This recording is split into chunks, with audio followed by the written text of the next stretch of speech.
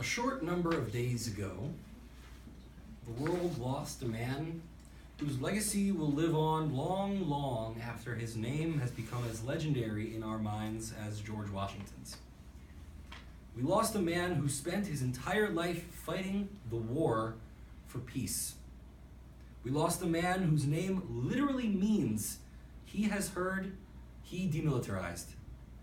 We lost a father, a brother, a husband, a statesman, a military leader, a founding father, and a friend to many, many people. I'm speaking, of course, of the bright light which shone the way for our people for almost the last 75 years, Shimon Peres. The man was absolutely inimitable, and he used his unique voice to shine a light on things that were going wrong in the world, both within and outside of the state of Israel, the state that he helped to build.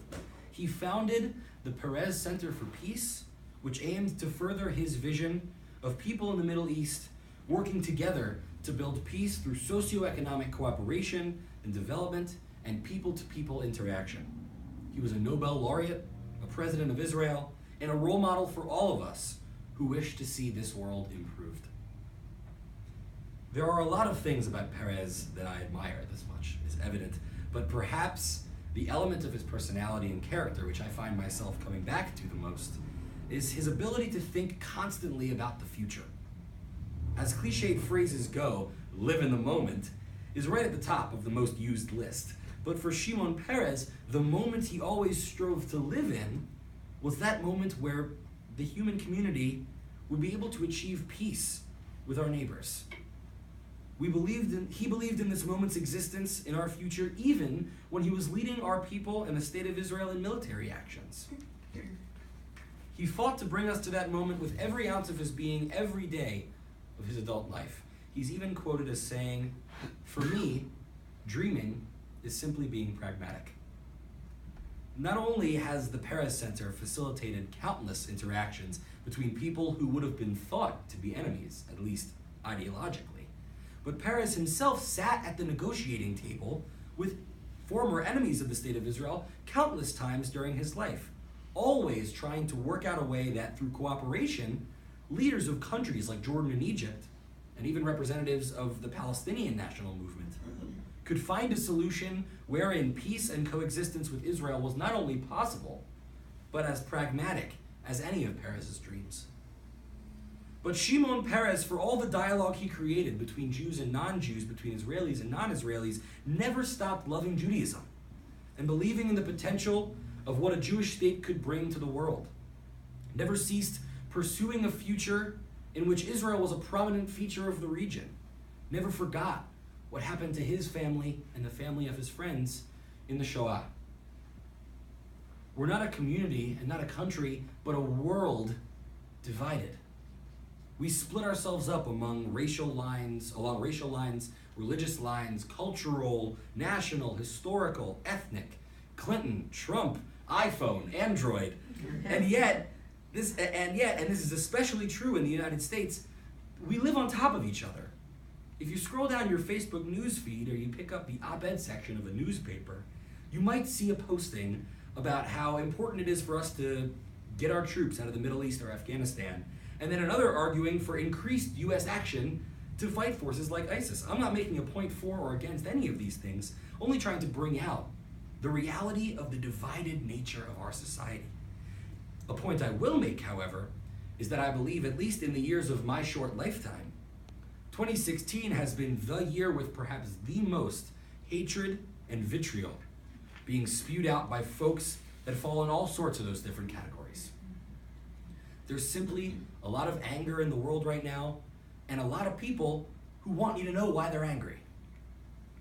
I think that this is the time, now, this is the year, 5777, in which we must do our utmost to learn from the life of Shimon Peres. We must find a way to create dialogue out of hateful rhetoric, to create conversation and discussion out of anger and frustration, to create cooperation out of division. It's easy to say this. It's easy to resolve to learn that lesson, just like it's easy to make any New Year's resolution. It's hard to actually live those values in the moment, live that mission. How do we sit at a table with those with whom we disagree? And perhaps an equally important question, how do we push for those causes we believe in, human causes, universal causes, without sacrificing our particular identities? It would not take me long to pull up articles about this challenge, specifically in the Jewish setting. The most recent of these challenges for the Jewish community came from the Black Lives Matter movement. At its best and most pure, the Black Lives Matter movement pushes for an end to police brutality, an end to racial injustice, and an acknowledgement by Americans of the tendency for some of our institutions and systems to be discriminatory along racial lines. I'm not here to argue for or against that movement. Sometime after Yom Kippur, when I'm not standing in front of the congregation and we get to know each other a little better, I'd love to have that discussion. But what I want to shine a light on is the recent challenge this movement, whose face value goals seemingly are goals that all of us should be able to support, put on the Jewish community. The Black Lives Matter movement a couple months ago added a point to their platform which endorsed the boycott, divest, and sanction movement. BDS is a major challenge for Jews all over this country and throughout the diaspora. And as BDS rhetoric is riddled with manipulations and often falsifications of history and corrosive anti-Semitic language.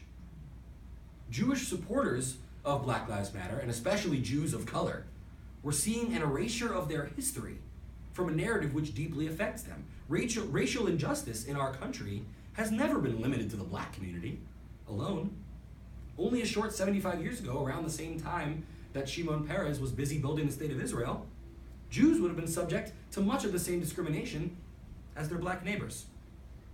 And so, all of a sudden, Jews around the country who'd been supporting the Black Lives Matter movement, those Jews, and the fight for racial equality, were caught between a rock and a hard place.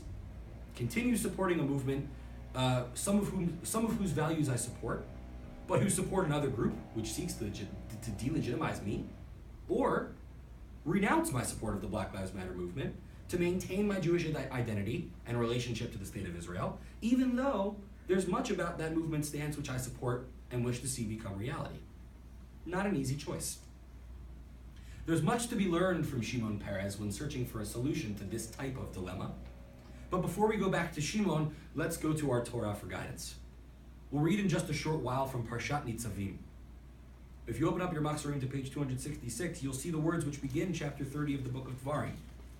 When all these things happen to you, the blessing and the curse that I've set before you, and you take them to heart among the nations to which Adonai your God has sent you away, and you return to Adonai your God, listening with all your heart and soul to God's voice, to everything I command you this day, you and your children, then Adonai your God will bring you back from captivity and take you back in love.